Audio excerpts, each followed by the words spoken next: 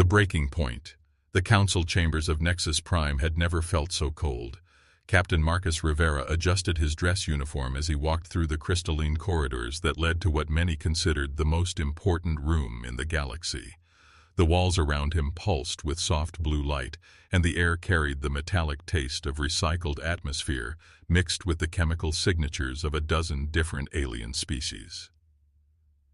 Ambassador Lydia Cross walked beside him, her face a mask of diplomatic calm that Marcus had learned to read over their years of partnership. The slight tension around her eyes told him everything he needed to know about what they were walking into. Behind them, a small escort of human officials followed in respectful silence, their footsteps echoing in the vast space. "They're scared, aren't they?" Marcus asked quietly as they approached the massive doors that sealed the council chamber. "Terrified," Lydia replied without looking at him. "The question is whether fear will make them reasonable or stupid." The doors opened with a sound like distant thunder, revealing the amphitheater that had hosted galactic politics for over 3,000 years. The chamber was enormous, with curved tiers of seating that rose toward a domed ceiling painted with star maps of known space. Representatives from 47 different species filled the seats, their forms ranging from the ethereal energy beings of the Luminar Collective to the massive rock-like granite lords who required special reinforced platforms. At the center of it all sat High Chancellor Vorthak of the Zephyrian Empire, his serpentine form coiled on a throne that hovered 3 meters above the chamber floor. His scales shifted from deep purple to angry red as he watched the human delegation enter. The Zephyrians had held the council leadership for 8 centuries, and Vorthak had personally seen humanity's admission to galactic society just 50 years earlier.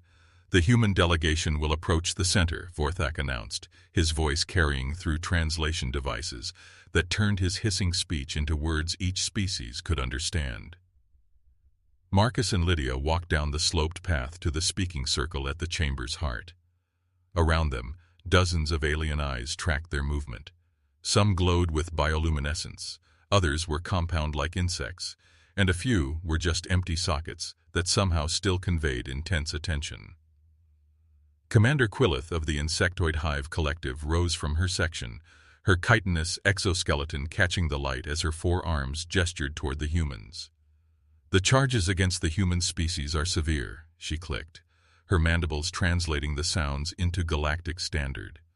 "Violation of the Restricted Development Accord, unauthorized technological advancement, expansion beyond approved territories, establishment of colonies without council oversight." Lydia stepped forward, her voice carrying clearly through the vast space.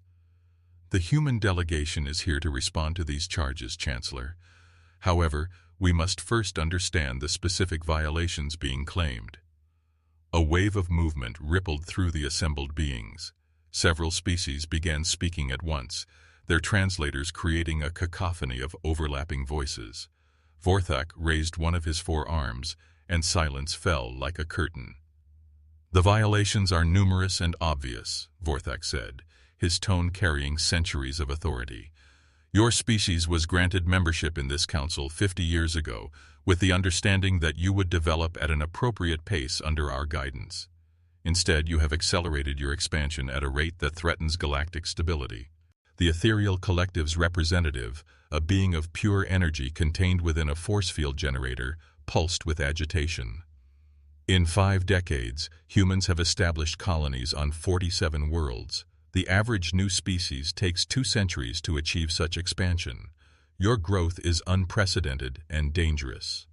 Marcus felt his jaw tighten, but he kept his expression neutral. He had expected this accusation. Human colonies had indeed spread faster than galactic norms, but that was because humans adapted to new environments in ways that other species found impossible to understand. "Furthermore," continued Commander Quillith, "human technological development has exceeded all projections. Your scientists have made advances in energy manipulation, faster-than-light communication, and defensive systems that surpass species with millennia of development time." The Molten Core Alliance representative, a being that existed as superheated plasma within a containment suit, rumbled its agreement.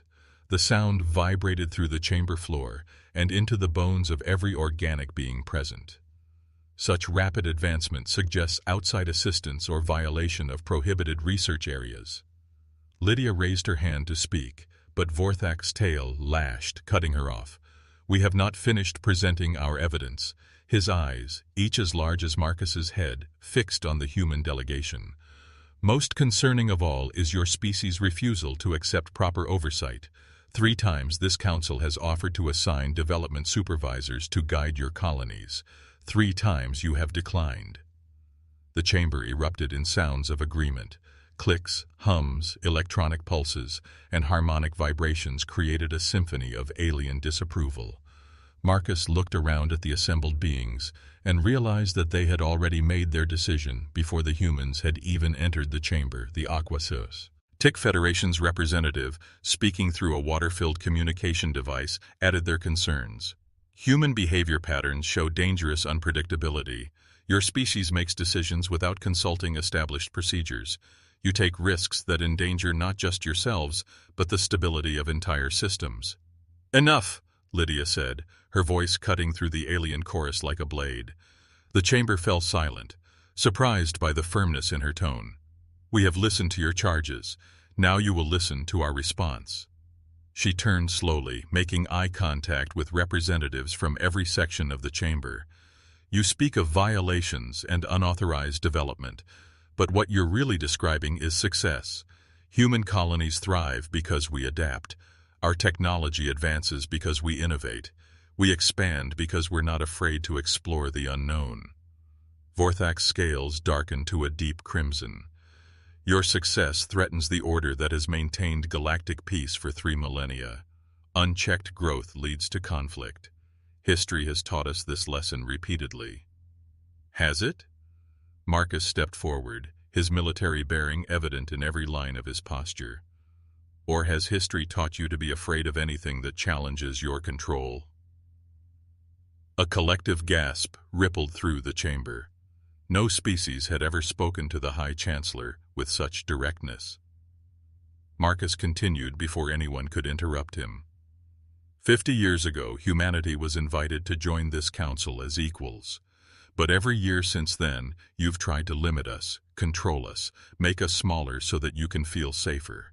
Well, we're done pretending that's acceptable." The crystalline hegemony's representative, a being that looked like living diamond, chimed with alarm. "The human species lacks the wisdom to handle unlimited development. Your history shows patterns of aggression and destruction." "Our history shows patterns of growth," Lydia countered. "Yes, we've made mistakes. Every species has. But we've also learned from them. We've become better. That's what growth means. Becoming more than you were before." Vorthak uncoiled from his throne, his massive form descending toward the humans. "The Council has voted. Humanity will accept development supervisors, or humanity will be expelled from galactic civilization. You will be quarantined to your home system until you prove you can develop responsibly." The words hit Marcus like a physical blow. Around the chamber he could see the alien representatives nodding their approval. They had already decided. This wasn't a trial, it was an ultimatum. Lydia stood perfectly still for a long moment, her face showing no emotion. Then she smiled, and Marcus recognized the expression from their years of working together. It was the smile she wore when she was about to do something that would change everything. "No," she said simply. The single word echoed in the vast chamber like a gunshot. Vorthak reared back, his eyes widening in disbelief. "No?" he repeated, as if the word was foreign to him. "No, we will not accept supervisors," Lydia continued, her voice growing stronger. "No, we will not be limited in our development. And no, we will not be quarantined like criminals for the crime of being successful." She turned to address the entire chamber. "For 50 years, humanity has contributed to galactic civilization. We've shared our innovations, opened our worlds to trade, and participated in your forums. We followed your laws and respected your traditions, even when they made no sense to us." Marcus watched the alien representatives shifting uncomfortably in their seats. Several were whispering among themselves, their translation devices creating a low buzz of agitated conversation. "But we will not accept being made smaller to ease your fears," Lydia declared. "If the price of membership in this council is giving up our right to grow, to explore, to become more than we are, then that price is too high." The chamber erupted in chaos. Representatives were on their feet, their various forms creating a bizarre forest of alien shapes, all gesturing and vocalizing their shock. Some sounded angry, others confused, and a few seemed almost pleased by the unexpected drama. Vorthak slammed his tail against his throne, the sound booming through the chamber like thunder. "Silence!" he roared. When quiet returned, his voice was deadly calm. "You would abandon galactic civilization, throw away 3 millennia of progress, condemn your species to isolation?" Marcus stepped beside Lydia, his voice carrying the authority of Earth's military forces. "We're not abandoning civilization, we're choosing to build our own." The words hung in the air like a challenge. Around the chamber, Marcus could see the alien representatives processing what they had just heard. Humanity was walking away from the greatest alliance in galactic history. "You cannot survive without us," Commander Quillith declared, her mandibles clicking rapidly. "No species has ever thrived in isolation from the Council." "Then we'll be the first," Lydia replied calmly. She turned to the human delegation behind her. "We're leaving." As the humans began to file out of the chamber, Vorthak called after them. "If you leave now, there will be no returning. The Council's protection, our trade agreements, our shared knowledge, all of it will be lost to you forever." Lydia paused at the chamber entrance and looked back at the assembled aliens. "Your protection couldn't protect us from becoming what we are. Your trade agreements gave us access to markets, but we created the products they wanted. Your shared knowledge taught us about the Gala XY, but we're the ones exploring it." She smiled again, and this time Marcus saw something in it that he had never seen before. Not just confidence, but absolute certainty. "You think you're losing disobedient children. In 50 years, you'll realize you lost your greatest asset. And by then, it will be too late to get us back." The humans walked out of the council chambers in complete silence. Behind them, the greatest political body in galactic history struggled to comprehend what had just happened. For the first time in 3,000 years, a species had chosen freedom over security, growth over comfort, independence over protection. High Chancellor Vorthak coiled back onto his throne, his scales cycling through colors that indicated deep thought and growing concern. Around him, 46 other species began to realize that the galaxy had just become a much more uncertain place. And in the corridors of Nexus Prime, humanity began the journey toward becoming something the galaxy had never seen before, a truly independent interstellar civilization, answerable to no one but themselves. The age of human submission was over. The age of human ascension was about to begin. The reckoning. 6 months had passed since humanity's departure from the Galactic Council, and Admiral Sarah Chen stood on the observation deck of the starship Prometheus, watching the construction of New Geneva Station in the Perseus Arm. The massive space habitat was taking shape before her eyes, its spinning rings and gleaming solar collectors, a testament to human engineering freed from alien oversight. Around her, junior officers went about their duties with the quiet confidence that had become humanity's signature since leaving the Council. No longer bound by galactic development restrictions, human colonies had not just survived their independence, they had thrived beyond anyone's expectations, including their own. "Admiral," came a voice behind her. Chen turned to see Commander James Park approaching, his expression mixing excitement with concern. "We're receiving another transmission from the Nexus Prime communication array. It's the 4th one this week." Chen nodded grimly. She had expected this day would come, though perhaps not so soon. "Put it through to my ready room, and Commander, this conversation never happened." Minutes later, Chen sat alone before her personal communication console as the image of Chancellor Vorthak materialized in the holographic display. The Zephyrian leader looked different than he had 6 months ago. His scales, once a proud purple and gold, had faded to dull gray. His eyes, which had blazed with authority during humanity's trial, now carried the weight of desperation. "Admiral Chen," Vorthak began, his voice lacking its former commanding presence, "I am speaking to you in an unofficial capacity, without the knowledge of the full council." "I'm listening," Chen replied, keeping her tone neutral despite the satisfaction she felt at seeing the mighty High Chancellor reduced to making secret calls. Vorthak's image flickered as a long-distance transmission struggled to maintain stability across the galaxy. "The situation has become complicated since your departure. We are facing a threat that our military forces are proving inadequate to handle." Chen leaned back in her chair, studying the alien leader who had once dismissed humanity as too dangerous to remain free. "What kind of threat? Have you heard of the Devourers?" The question hit Chen like a cold shock. Every species in the galaxy knew stories about the Devourers, ancient machines that had supposedly consumed entire civilizations at the galaxy's edge billions of years ago.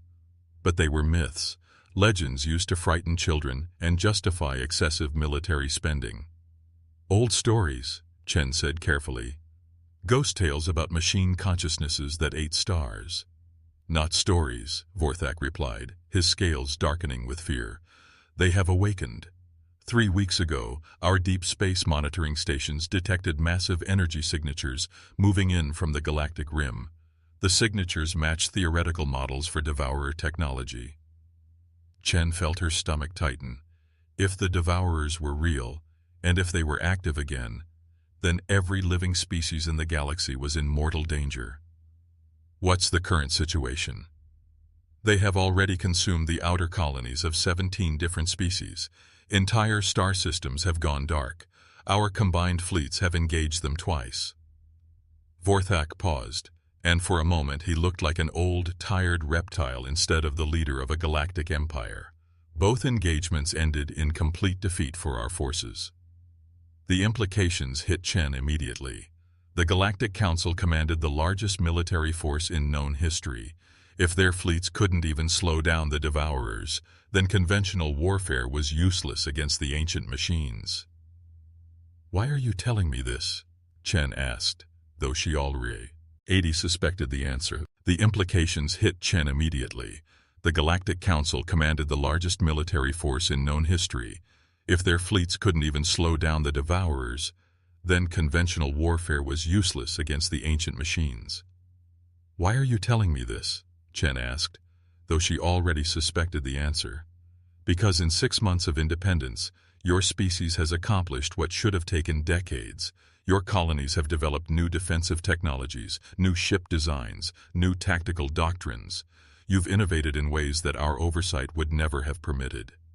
Vorthak's image leaned forward, and Chen could see the desperation in his alien features. "Our military analysts have studied human tactical approaches. Your species thinks differently than the rest of the galaxy. Where we see impossible problems, you see puzzles to be solved. Where we see certain defeat, you see challenges to overcome." "You want our help?" Chen said bluntly. "The Council has not authorized me to make any official requests," Vorthak replied carefully. "But if humanity were to develop an interest in stopping the Devourer threat, there would be those among us who would welcome such initiative." Chen stood and walked to the viewport, looking out at the busy construction around New Geneva Station. Human workers moved with purpose and confidence, building something that had never existed before, a truly independent human civilization. The sight filled her with pride and determination. 6 months ago, your council decided that humanity was too dangerous to be trusted with freedom, she said without turning around. You tried to chain us down, limit our growth, control our destiny. Now you come asking for the very qualities you tried to suppress. We were wrong, Vorthak admitted, the words clearly causing him pain. Your species' unpredictability, your willingness to take risks, your refusal to accept limitations, these are exactly what we need now. The Devourers cannot be defeated by conventional thinking. Chen turned back to face the holographic display. What makes you think we can succeed where your combined fleets have failed? Because you're human, Vorthak replied simply. In 50 years of observation, Your species has never accepted that anything was truly impossible. You find ways to do what others believe cannot be done." The transmission began to flicker more severely as the connection weakened across the vast distances of space. Vorthak's image distorted and reformed, his voice cutting in and out. "Admiral, I must go. Council security will detect this communication if it continues much longer. But know this, if humanity chooses to act against the Devourer threat, you will not be alone. Many species remember what you contributed during your time with us." The transmission ended, leaving Chen alone with her thoughts and the weight of an impossible decision. Humanity had fought hard for its independence. Were they now supposed to risk everything to save the galaxy that had rejected them? A soft chime indicated someone requesting entry to her ready room. "Come," Chen called, and Commander Park entered with a datapad in his hand. "Admiral, we've received priority communications from 7 different human colonies," Park reported. "They're all reporting the same thing: alien visitors requesting private meetings with colonial administrators." Chen raised an eyebrow. "What kind of alien visitors?" "Unofficial delegations, each claiming to represent individual species rather than the Council. The crystalline hegemony, the molten core alliance, even the insectoid hive collective, they're all asking for the same thing: help with the Devourer threat," Chen concluded. Park nodded. It seems Chancellor Vorthak wasn't the only one thinking along these lines. According to these reports, at least 12 different species have sent secret delegations to human colonies in the past week. Chen walked back to the viewport, her mind racing through possibilities and implications. The galaxy was turning to humanity in its darkest hour, but not through official channels. Individual species were bypassing the Council entirely, recognizing that the old ways of doing things had failed. "What are your orders, Admiral?" Park asked. Before Chen could answer, another chime sounded, this one indicating an urgent fleet communication. The voice of Captain Rivera, now commanding the exploration vessel Magellan, filled the room. "Admiral Chen, this is Marcus Rivera. We've completed our reconnaissance of the Devourer advance fleet. The situation is worse than we thought." Chen activated the ship-to-ship communication system. "Go ahead, Marcus." The lead Devourer construct is the size of a small moon. It's accompanied by thousands of smaller units, each one more advanced than anything in the galactic arsenal. They're not just consuming planets, they're harvesting the raw materials to build more of themselves. Park paled as he processed the information. A self-replicating enemy that grew stronger with every victory was every military strategist's worst nightmare. Rivera's voice continued, "But Admiral, I think we might have found something. The Devourers are following predictable patterns, using strategies that made sense billions of years ago. They haven't adapted to modern defensive technologies because they haven't needed to. Nothing has been able to challenge them." "Until now," Chen said, understanding immediately where Rivera's thoughts were leading. "Exactly. They're powerful, but they're also ancient and set in their ways. If we can force them to adapt, to change their approach, we might be able to exploit the confusion that follows." Chen smiled grimly. This was exactly the kind of impossible problem that Vorthak had said only humans would attempt to solve. "Ma'am, Arcus, how long before the main Devourer fleet reaches inhabited systems?" 2 weeks, maybe 3 if they maintain their current pace." "And how long would it take to mobilize the entire human fleet?" "If we're calling in every ship from every colony, plus all the new vessels under construction, maybe 10 days. Chen made her decision with the speed that had become legendary among human commanders. "Do it. Send the mobilization order to every human world, every colony, every outpost. Tell them we're going to war against the oldest enemy in the galaxy." Park stared at her in surprise. "Admiral, we're talking about risking everything we've built, our independence, our colonies, our entire civilization." "Yes," Chen agreed, "but if we don't take that risk, there won't be a civilization left to protect." She turned to face both officers, her expression reflecting the determination that had carried humanity from a single world to the stars.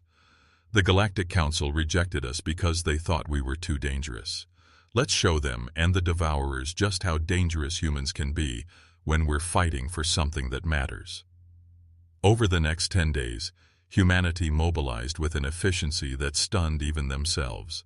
Ships emerged from construction yards only half completed, their crews finishing the work in space as they raced toward the battle zone. Colony defense fleets left their posts for the first time in decades.